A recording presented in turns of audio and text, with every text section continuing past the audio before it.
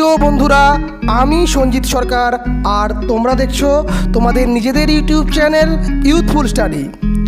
প্রথমেই তোমরা youthful study YouTube চ্যানেলকে সাবস্ক্রাইব করে পাশে দেওয়া নোটিফিকেশান বেল আইকনটি প্রেস করে রাখো পরবর্তী শিক্ষামূলক ভিডিওর আপডেট পাওয়ার জন্য। এরপরে তোমরা চলে যাও ভিডিওতে।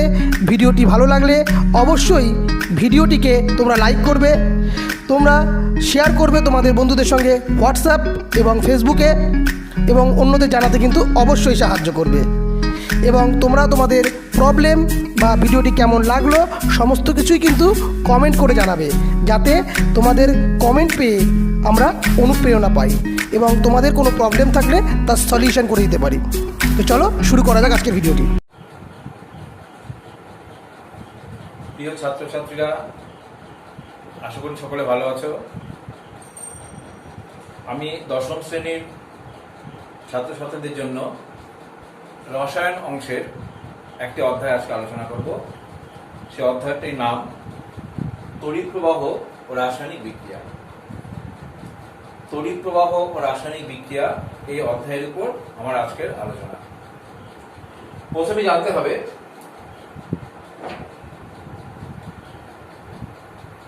তড়িৎ বিশ্লেষ্য বা ইলেকট্রোলাইট কাকে বলে।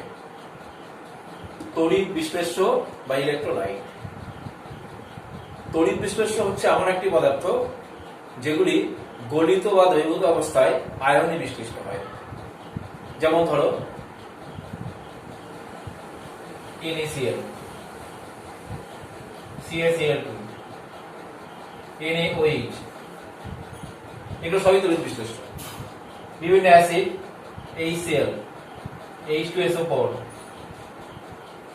এগুলো হচ্ছে তড়িৎ বিশ্লেষ্য, কারণ এগুলো গলিত বা জলে দ্রবীভূত অবস্থাতে আয়নে বিশ্লিষ্ট হয়। এই হচ্ছে তড়িৎ বিশ্লেষ্য বা ইলেকট্রোলাইট।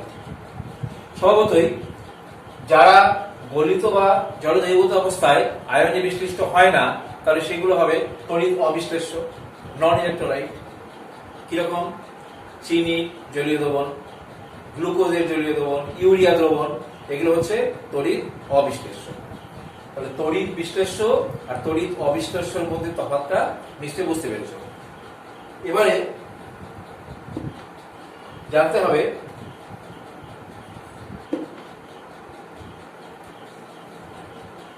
তড়িৎ পরিবাহী কি জিনিস।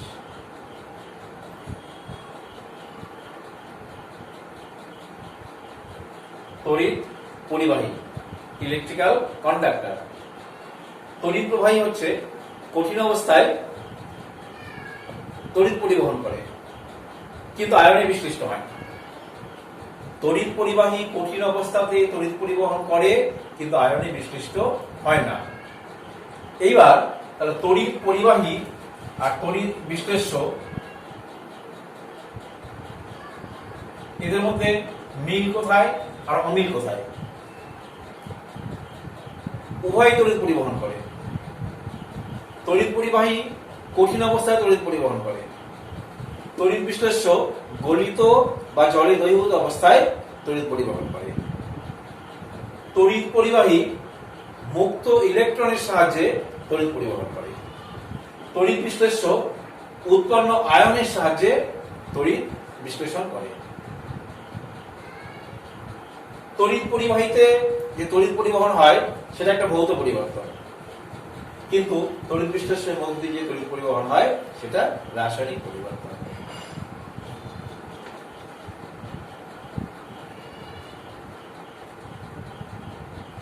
এবার আমরা আসবো তড়িৎ বিশ্লেষ্য পদার্থের যে তড়িৎ পরিবহনের হার বা ক্ষমতা, সেটা কোন কোন বিষয়ের উপর নির্ভর করে। তড়িৎ বিশ্লেষ্যের তড়িৎ পরিবহন ক্ষমতা কোন কোন বিষয়ের উপর নির্ভর করে? প্রথমত, তড়িৎ বিশ্লেষ্যের প্রকৃতি। দ্বিতীয়ত, দ্রবণের গাঢ়ত্ব। তৃতীয়ত, দ্রবণের উষ্ণতা। এই তিনটি বিষয়ের উপর নির্ভর করে। তড়িৎ বিশ্লেষণের মধ্য দিয়ে যে তড়িৎ পরিবাহিত হয় সেটা নির্ভর করে তড়িৎ বিশ্লেষণের প্রকৃতি, মানে তড়িৎ বিশ্লেষ্য কি অবস্থাতে রয়েছে তার উপরে। দ্রবণের গাঢ়ত্ব, দ্রবণের গাঢ়ত্ব কম না বেশি তার উপরে। দ্রবণের গাঢ়ত্ব যত বেশি হবে তত তড়িৎ পরিবহনের ক্ষমতা বাড়বে। দ্রবণের উষ্ণতা, উষ্ণতার উপরেও নির্ভরশীল। তাহলে এখান থেকে আমরা মূল বিষয়ে চলে যাব। কাকে বলে তড়িৎ বিশ্লেষণ?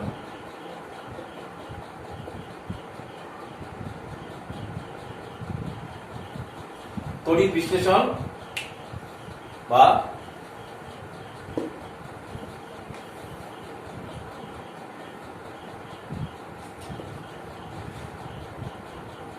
তড়িৎ বিশ্লেষণ বা ইলেকট্রোলিসিস গলিত বা দ্রবীভূত অবস্থায় তড়িৎ বিশ্লেষ্য পদার্থের মধ্য দিয়ে তড়িৎ পরিবাহিত হলে তার আয়নে বিশ্লিষ্ট হয়, সেই আয়নগুলির দ্বারা তড়িৎ পরিবাহিত হয় এবং তড়িৎ বিশ্লেষণের যে রাসায়নিক পরিবর্তন ঘটে এবং নতুন পদার্থ উৎপন্ন হয় সেই ঘটনাকে বলা হয় তড়িৎ বিশ্লেষণ বা ইলেকট্রোলিসিস। এবার তড়িৎ বিশ্লেষণ করতে গেলে আমাদের জানতে হবে কিভাবে আয়নে বিশ্লিষ্ট হয়। যেমন ধরো NaCl,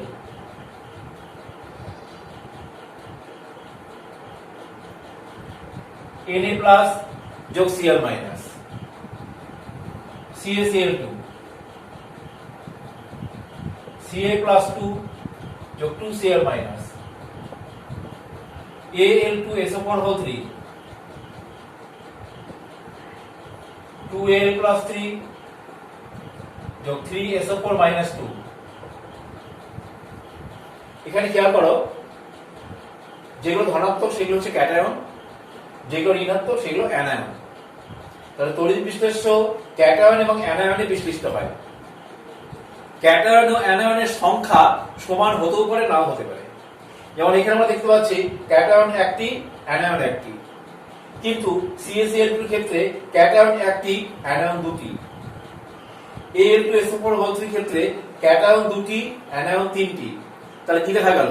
ক্যাটায়ন এবং অ্যানায়নের সংখ্যা সমানও হতে পারে, সমান নাও হতে পারে, কিন্তু ক্যাটায়নগুলির মোট ধনাত্মক আধান সর্বদা অ্যানায়নগুলির মোট ঋণাত্মক আধানের সঙ্গে সমান হবে। এখানে দেখো ধনাত্মক আধান +1, ঋণাত্মক আধান -1। এখানে ধনাত্মক আধান +2, ঋণাত্মক আধান এক একটা Cl এর -1, তাহলে দুটি Cl মাইনাস, তাহলে কি হবে? -2। এখানে +6 -6। তাহলে ক্যাটায়ন এবং অ্যানায়নের সংখ্যা আলাদা হতে পারে, সমান হতে পারে, কিন্তু ক্যাটায়নগুলির মোট ধনাত্মক আধান সর্বদা অ্যানায়নগুলির মোট ঋণাত্মক আধানের সঙ্গে সমান হবে। এবার আমরা আসছি কাকে বলা হয় তড়িৎ তার, ইলেকট্রোড।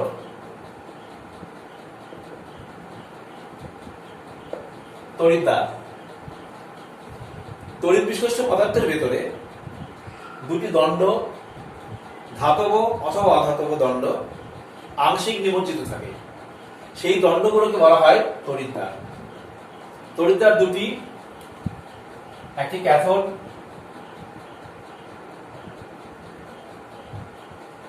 অপরটি অ্যানোড। ক্যাথোড এবং অ্যানোড, ক্যাথোডটা হচ্ছে ঋণাত্মক তড়িৎ তার আর অ্যানোড হচ্ছে ধনাত্মক তড়িৎ তার। ঋণাত্মক তড়িৎ তারকে বলা হয় ক্যাথোড আর ধনাত্মক তড়িৎ তারকে বলা হয় অ্যানোড। স্বভাবতই তড়িৎ বিশ্লেষ্য পদার্থ যখন আয়নে বিশ্লিষ্ট হবে, তড়িৎ প্রবাহ চালনা করার পরে, তখন তাহলে ক্যাটায়ন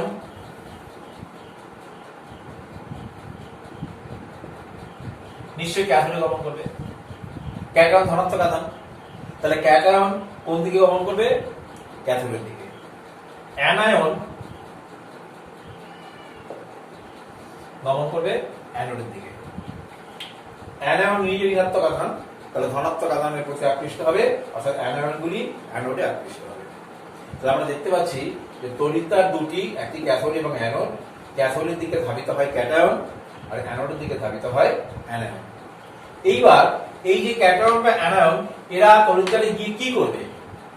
ক্যাটায়ন মানে ধনাত্মক আধান, ক্যাথোডে ইলেকট্রনের আধিক্য থাকে, ক্যাথোডটা ঋণাত্মক আধান, তার মানে ক্যাথোডে ইলেকট্রনের আধিক্য থাকে, তাহলে ক্যাটায়ন ক্যাথোডে গিয়ে ইলেকট্রন গ্রহণ করে।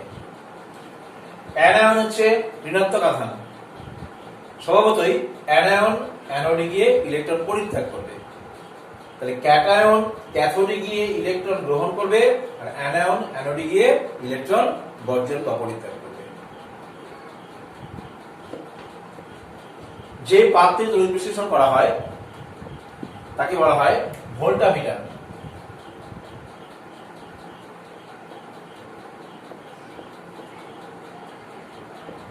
সাধারণত কাঁচের পাত্র হয়, তাহলে তড়িৎ বিশ্লেষণ করা হয় যে পাত্রে, সেই পাত্রের নাম হচ্ছে ভোল্টামিটার। তাহলে ভোল্টামিটারের মধ্যে তড়িৎ বিশ্লেষ্য পদার্থ থাকবে, তার ভেতরে দুটি তড়িৎদ্বার থাকবে। এই হচ্ছে ভোল্টামিটার, এর ভেতরে থাকবে তড়িৎ বিশ্লেষ্য পদার্থ গলিত বা দ্রবীভূত অবস্থায়। তার মধ্যে দুটি তড়িৎদ্বার ডোবানো থাকবে, একটি ধনাত্মক একটি ঋণাত্মক। এটি ক্যাথোড, এটি অ্যানোড। এই ধনাত্মক এবং ঋণাত্মক যে তড়িৎদ্বার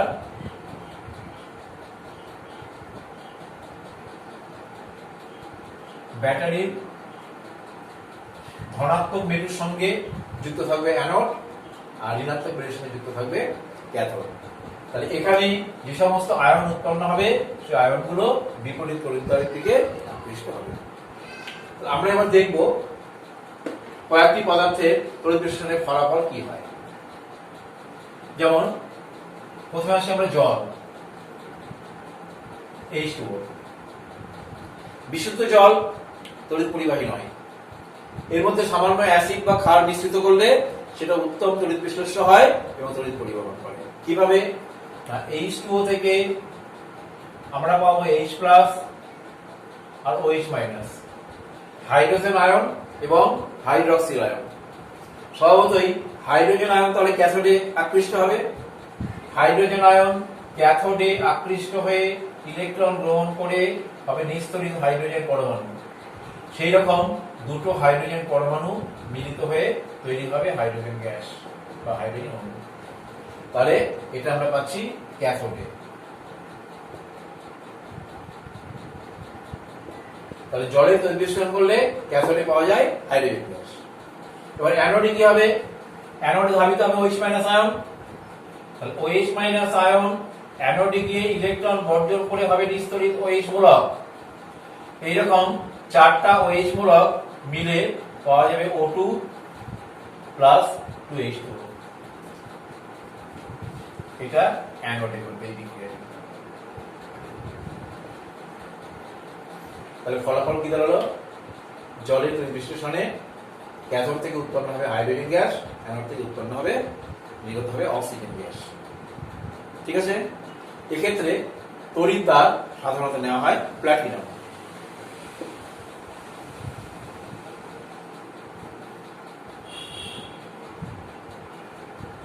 গাঢ় NaCl দ্রবণ।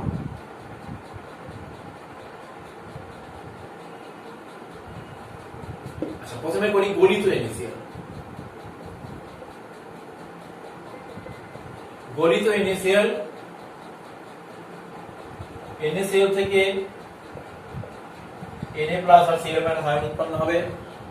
ক্যাথোডে যাবে Na+ আয়ন, ক্যাথোডে Na+ আয়ন ইলেকট্রন গ্রহণ করে সোডিয়াম পরমাণু বা সোডিয়াম ধাতু, এই সোডিয়াম ধাতুটা ক্যাথোডে জমবে। অ্যানোডে যাবে Cl- আয়ন, ইলেকট্রন বর্জন করে Cl পরমাণু, সেরকম দুটো Cl পরমাণু মিলিত হয়ে Cl2। তাহলে ফলাফল কি দাঁড়ালো? ক্যাথোডে সোডিয়াম ধাতু জমলো আর অ্যানোডে ক্লোরিন গ্যাস মুক্ত হলো। এটা হচ্ছে গলিত NaCl। এবারে আমরা আসবো NaCl এর লঘু জলীয় দ্রবণ।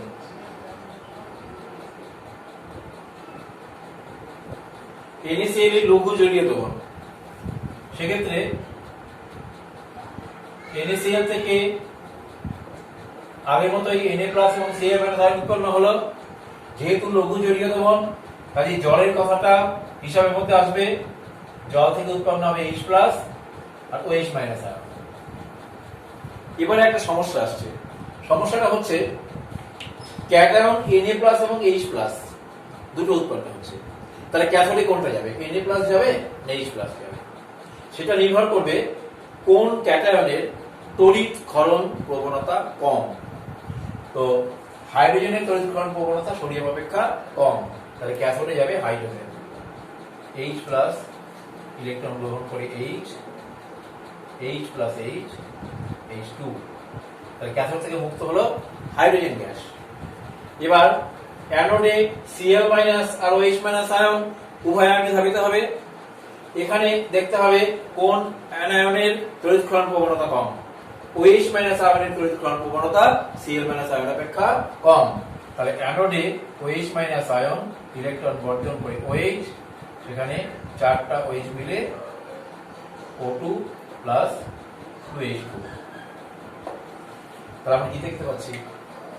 মজার ব্যাপার, আমরা তড়িৎ বিশ্লেষণ করলাম NaCl এর লঘু জলীয় দ্রবণ, না পেলাম সোডিয়াম, না পেলাম ক্লোরিন, কারণ ক্যাথোডে উৎপন্ন হচ্ছে হাইড্রোজেন, অ্যানোডে উৎপন্ন হচ্ছে অক্সিজেন। তাহলে সোডিয়াম ক্লোরাইডের লঘু জলীয় দ্রবণের তড়িৎ বিশ্লেষণে কখনোই সোডিয়াম ধাতু পাওয়া যাবে না। সোডিয়াম ধাতু পাওয়া যাবে গলিত NaCl এর তড়িৎ বিশ্লেষণ করলে।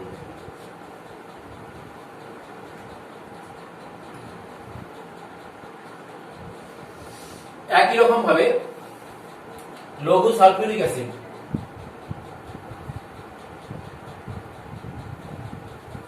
লঘু সালফিউরিক অ্যাসিডের তড়িৎ বিশ্লেষণ করা হলো প্লাটিনাম তড়িৎদ্বার ব্যবহার করে, পাওয়া যাবে হাইড্রোজেন আয়ন আর সালফেট আয়ন, H+ 2H+ যোগ SO4-2। আর যেহেতু লঘু দ্রবণ, জলটাও বিচার্য বিষয়, H+ আর OH-।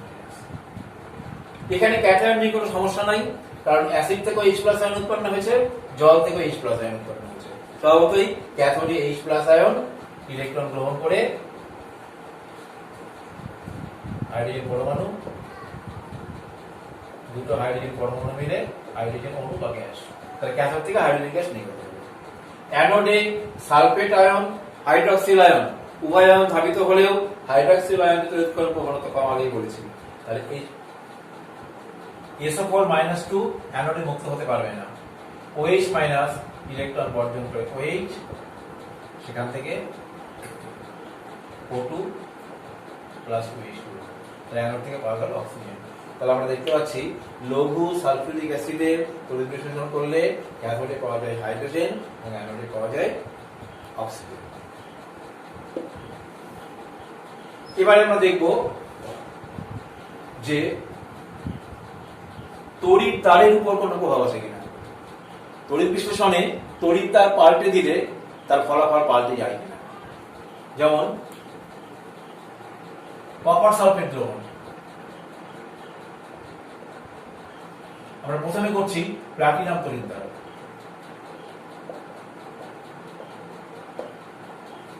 কপার সালফেট দ্রবণ প্রথমে প্লাটিনাম তড়িৎ দ্বার ব্যবহার করে, কপার সালফেট থেকে কপার আয়ন আর সালফেট আয়ন, জল থেকে H+ আর OH- আয়ন, ক্যাথোডে Cu+2H+ উভয় আয়ন আকৃষ্ট হবে, কিন্তু মুক্ত হবে কপার, কারণ তড়িৎ রাসায়নিক শ্রেণীতে কপার হাইড্রোজেনের নিচে অবস্থিত, অর্থাৎ হাইড্রোজেন অপেক্ষা কপার কম পড়া তড়িৎ ধর্মী। তাহলে ক্যাথোডে Cu+2 ইলেকট্রন গ্রহণ করে, দুটো ইলেকট্রন গ্রহণ করবে কপার, যতগুলো ধনাত্মক আধান থাকবে ততগুলো ইলেকট্রন গৃহীত হবে, তাহলে Cu+2 যোগ 2e কপার, তাহলে ক্যাথোডে মুক্ত হলো কপার। আর অ্যানোডে সালফেট আর OH এর মধ্যে তোমরা জানো OH- আয়ন কম পড়া তড়িৎ ধর্মী, তাহলে OH মূলক, সেখান থেকে O2 প্লাস 2H2, তাহলে ফলাফল কি দাঁড়ালো? ক্যাথোডে কপার জমলো, অ্যানোড থেকে অক্সিজেন গ্যাস মুক্ত হলো। এটা কপার সালফেট দ্রবণ কোন তড়িৎ দ্বার ব্যবহার করেছি? প্লাটিনাম। এইবার আমরা যদি কপার তড়িৎ দ্বার ব্যবহার করি তাহলে কি হবে? কপার সালফেট দ্রবণ তড়িৎ দ্বার কপারে, সেক্ষেত্রে কপার সালফেট থেকে কপার আয়ন, সালফেট আয়ন, জল থেকে H+ OH-, ক্যাথোড বিক্রিয়া আগের মতোই, কপার আয়ন 2 ইলেকট্রন গ্রহণ করে কপার। তাহলে ক্যাথোডে কপার জমলো, কোন ক্যাথোড? তড়িৎদ্বার কপারের ছিল, তাহলে ক্যাথোডটা কপারেরই ছিল। তাহলে কপার ক্যাথোডে কপার ধাতু জমছে, তার মানে তড়িৎদ্বার ক্যাথোড ক্রমশ পুরু হবে। এইবার অ্যানোডে কিন্তু সালফেট আর OH মাইনাসের মধ্যে OH মাইনাস আয়ন মুক্ত হওয়ার কথা ছিল, আমরা আগেরবার দেখলাম প্ল্যাটিনাম তড়িৎদ্বারের ক্ষেত্রে। এই ক্ষেত্রে তা কিন্তু হবে না। এখানে যেহেতু কপার সালফেট দ্রবণে কপার তড়িৎদ্বার ডুবানো আছে, এই ক্ষেত্রে অ্যানোডের কপার পরমাণুই আয়নিত হবে। অ্যানোডের যে কপার, অ্যানোডের যে কপার, সেই কপার পরমাণু আয়নিত হয়ে কপার আয়ন মুক্ত করবে Cu+2, অর্থাৎ সেখানে সালফেট বা OH মাইনাস আয়ন কোনটাই মুক্ত হতে পারবে না। তাহলে কি দেখা যাচ্ছে? অ্যানোড ক্রমশ ক্ষয়প্রাপ্ত হচ্ছে। তাহলে ফলাফল কি দাঁড়ালো? কপার সালফেট দ্রবণ কপার তড়িৎদ্বার ব্যবহার করলে ক্যাথোডে কপার জমছে, অর্থাৎ ক্যাথোড ক্রমশ পুরু হচ্ছে, আর অ্যানোডের কপার ক্ষয়ে যাচ্ছে, তার মানে অ্যানোডটা আস্তে আস্তে ক্রমশ ক্ষয়প্রাপ্ত হবে। এই হচ্ছে তড়িৎদ্বার পরিবর্তন করলে এরকম ফলাফল হয়।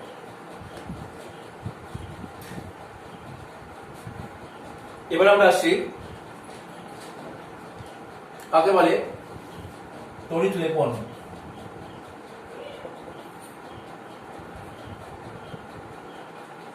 ইলেকট্রোপ্লেটিং।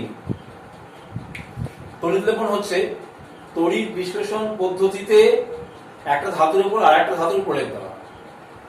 তড়িৎ বিশ্লেষণ পদ্ধতি কিরকম তোমরা জানো, মেয়েদের অলংকার পাওয়া যায় সোনার জল করা, আমরা বলি সোনার জল করা হয় না, তার মানে ওটা ইলেকট্রোপ্লেটিং করা হয়েছে কি দিয়ে? সোনা দিয়ে। হয়তো অলংকারটা তৈরি করা হয়েছিল লোহা দিয়ে বা রূপা দিয়ে, তৈরি করে সেটাকে সোনা দিয়ে তড়িৎ লেপন করা হয়েছে, তড়িৎ লেপন করে ওই গয়নাটা পাওয়া যায়। তাহলে তড়িৎ লেপন কেন করা হয়? প্রথমত ধাতুটা সৌন্দর্য বৃদ্ধি করার জন্য, দ্বিতীয়ত জল বায়ু এ সমস্ত হাত থেকে রক্ষা করার জন্য তড়িৎ লেপন করা হয়। এবার তড়িৎ লেপন করতে গেলে তার মূল নীতিটা জানতে হবে। তড়িৎ লেপনের মূল নীতি তিনটা জিনিস খেয়াল রাখতে হবে। ক্যাথোড কি হবে, অ্যানোড কি হবে, আর তড়িৎ বিশ্লেষ্য কি হবে।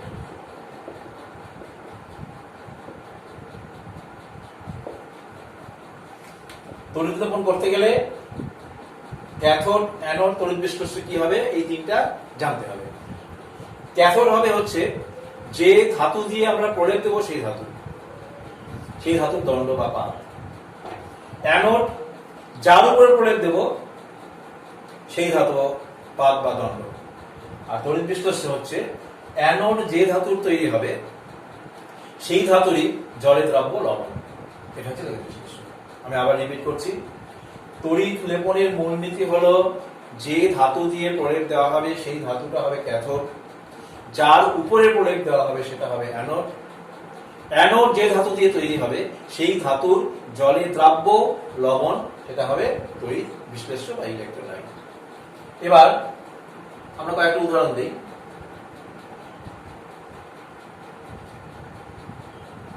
যেমন তামার উপর নিকেলের প্রলেপ।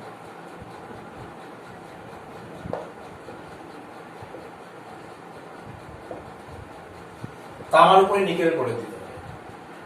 তাহলে সেক্ষেত্রে ক্যাথোড কি হবে, অ্যানোড কি হবে, তড়িৎ বিশ্লেষ্য কি হবে। ক্যাথোড কি হবে? যা দিয়ে আমরা তড়িৎ বিশ্লেষণ করব, যা দিয়ে প্রলেপ দেব সেটা হবে হচ্ছে ক্যাথোড। তাহলে এখানে ক্যাথোড হবে নিকেল।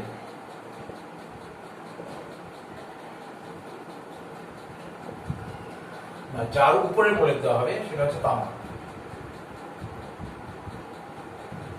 তাহলে অ্যানোড হবে নিকেল। অ্যানোড যদি নিকেল হয় তাহলে তড়িৎ বিশ্লেষ্য হবে নিকেল সালফেট। নিকেল সালফেট সাধারণত এটা বোরিক অ্যাসিড মিশ্রিত নিকেল সালফেট দ্রবণ ব্যবহার করা হয়। সেই রকম রূপার উপরে সোনার উপরে,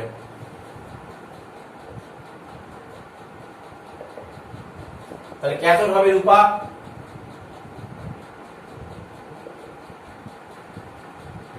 অ্যানোড হবে সোনা মানে সোনার পাত।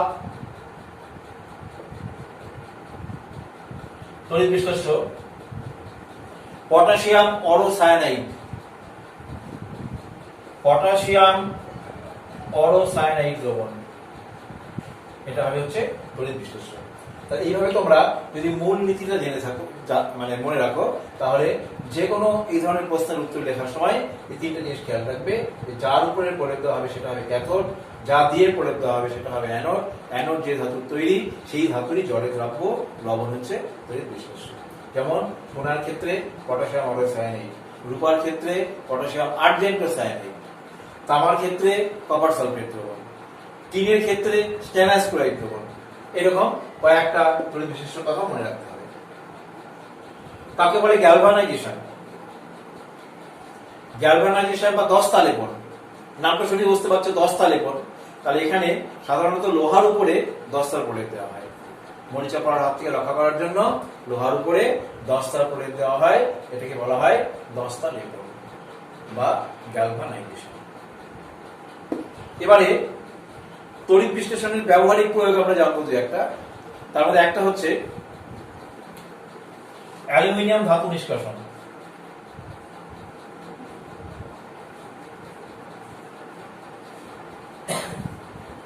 অ্যালুমিনিয়াম ধাতু নিষ্কাশন করতে গেলে নিতে হবে ক্রায়োলাইট,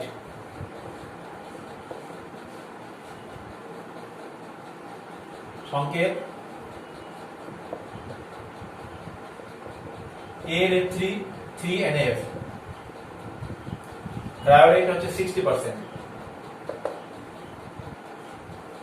বিশুদ্ধ অ্যালুমিনা,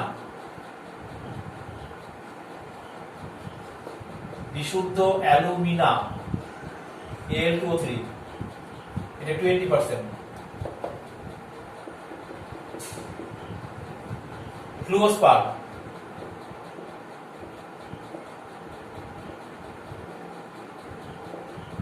CaF2 এটাও 20%। এই হচ্ছে আমাদের তড়িৎ বিশ্লেষ্য। ক্রায়োলাইট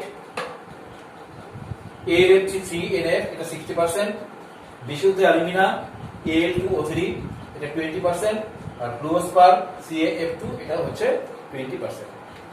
এইবার এখানে মূলত তড়িৎ বিশ্লেষণটা হবে Al2O3। তাহলে Al2O3 থেকে আমরা পাবো এই দুটো আয়ন 2Al+3 যোগ 3O-2। তাহলে ক্যাথোড বিক্রিয়াতে অ্যালুমিনিয়াম আয়নটা ক্যাথোডে যাবে, তাই অ্যালুমিনিয়াম আয়ন 3টা ইলেকট্রন গ্রহণ করে অ্যালুমিনিয়াম, তাহলে ক্যাথোডে অ্যালুমিনিয়াম ধাতু জমল। অ্যানোডে যাবে অক্সাইড আয়ন,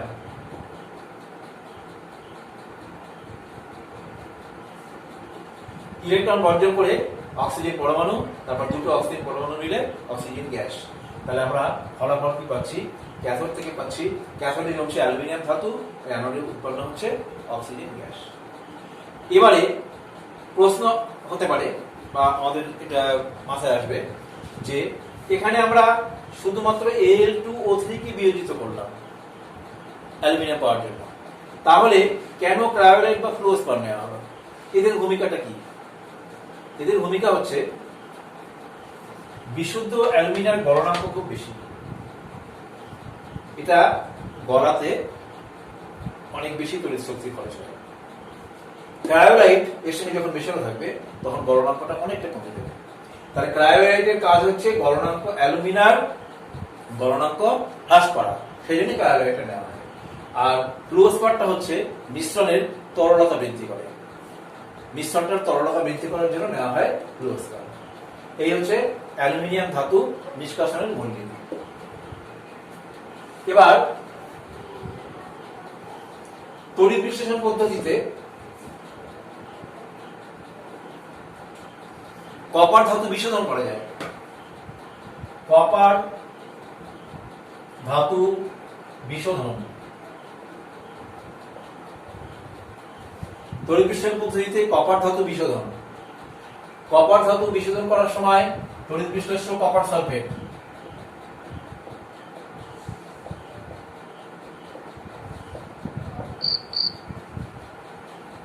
ক্যাথোড বিশুদ্ধ কপারের পাত, অ্যানোড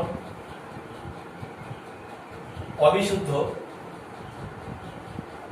কপার, যার নাম ব্লিস্টার কপার। অবিশুদ্ধ কপারকে বলা হয় ব্লিস্টার কপার। এবার তড়িৎ প্রবাহ চালু করলে কপার আয়ন ক্যাথোডে জমবে, আর অ্যানোডের যে কপার, অবিশুদ্ধ কপার, সেটা আয়নিত হয়ে দ্রবণে চলে আসবে। এইভাবে আমরা কপার ধাতু বিশোধন করতে পারবো তড়িৎ বিশ্লেষণ পদ্ধতিতে।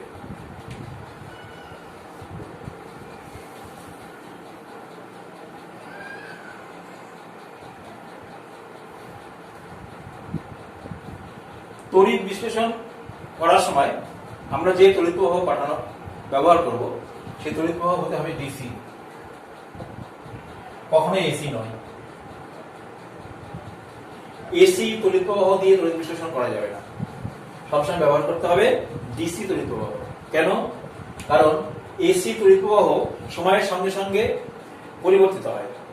তো সময়ের সঙ্গে সঙ্গে যখনই পরিবর্তিত হবে, তখন ক্যাথোড অ্যানোডটাও পরিবর্তিত হবে। তাহলে ক্যাথোড অ্যানোড যদি মুহূর্তে মুহূর্তে পরিবর্তিত হয়, তাহলে তড়িৎ তারে আয়নগুলো, বিপরীত তড়িৎ ধর্মী যে আয়নগুলো, সেটা ঠিক মতো আকৃষ্ট হবে না, ফলে তড়িৎ বিশ্লেষণ করবে না। সেই জন্য অবশ্যই মনে রাখতে হবে যে তড়িৎ বিশ্লেষণ করার সময় আমাদের ব্যবহার করতে হবে ডিসি বা সম তড়িৎ প্রবাহ। তড়িৎ বিশ্লেষণের উপর আলোচনা আমাদের মোটামুটি এইটুকুই। তোমরা বাড়িতে পড়াশোনা করো, কোনো অসুবিধা হলে কমেন্টে ঘরে জানাবে।